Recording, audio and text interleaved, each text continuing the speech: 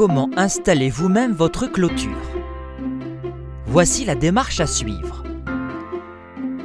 Pour effectuer cette pose, vous aurez besoin des outils suivants.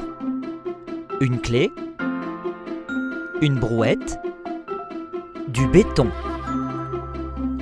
une pelle, une truelle, un mètre, une masse, un cordeau, un contrôleur de niveau.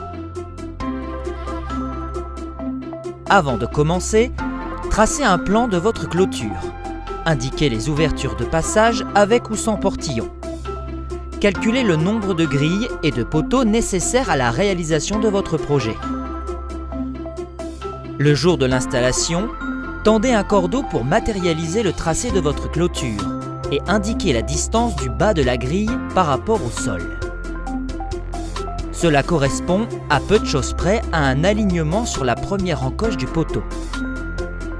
Matérialisez ensuite les entraxes des poteaux en vous aidant éventuellement d'une bombe de marquage. Pour connaître le bon entraxe en fonction de la grille que vous souhaitez installer, consultez sur notre site internet les notices de pose disponibles dans la rubrique « Conseils de pose ». Les marquages sont prêts, creusez les trous à cheval sur le cordeau. Nous vous conseillons de les réaliser en pattes d'éléphant pour assurer un meilleur ancrage. Pour les panneaux soudés jusqu'à 1,20 m de hauteur, profondeur 40 cm sur une largeur de 30 cm. Pour les autres hauteurs de panneaux, profondeur de scellement 50 cm sur une largeur de 30 cm. Astuce: pour cette vidéo, nous avons utilisé du béton prêt à l'emploi sans gâchage, facile à mettre en œuvre. Sinon, le dosage conseillé est de 350 kg de ciment par mètre cube de béton. Calez le premier poteau avec des gravats, puis remplir le trou de béton en le tassant petit à petit.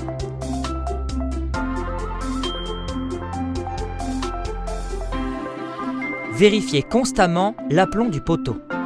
Vous pouvez vous aider de tasseaux de bois pour maintenir d'aplomb le poteau. Lorsque le premier poteau est posé, laissez prendre le béton avant d'enclencher la première grille. Astuce: pour gagner du temps, vous pouvez vous aider d'un gabarit reprenant le bon entraxe qui sépare chaque trou. Enclenchez maintenant le panneau soudé dans la gorge du poteau à encoche et tirez. Bloquez la grille grâce aux cales de montage universel, 2 à 3 cales réparties sur toute la hauteur du poteau. Placez des cales de bois sous le panneau, puis emboîtez le second poteau dans la grille en le faisant pivoter légèrement. Tirez et placez les cales de blocage. Comme pour le premier poteau, calez-le avec quelques gravats, puis coulez le béton. Contrôlez ensuite l'aplomb du poteau ainsi que celui de la grille et corrigez si nécessaire.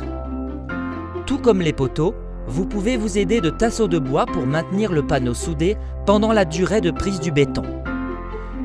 Renouvelez les étapes pour les panneaux suivants. Enlevez les cales de mise en tension lorsque le béton est pris. Bon à savoir, si votre projet comporte un portail ou un portillon, nous vous conseillons de commencer par le scellement de celui-ci. De plus, en extrémité de clôture, il vous est possible de couper le panneau à la dimension souhaitée à l'aide d'un coupe-boulon en reproduisant la découpe d'origine.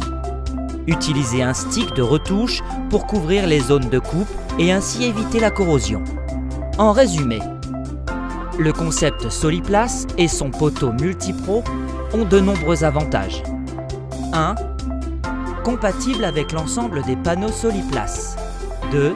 Compatible avec les panneaux avec ou sans découpe au niveau des plis d'une profondeur d'environ 40 mm. 3.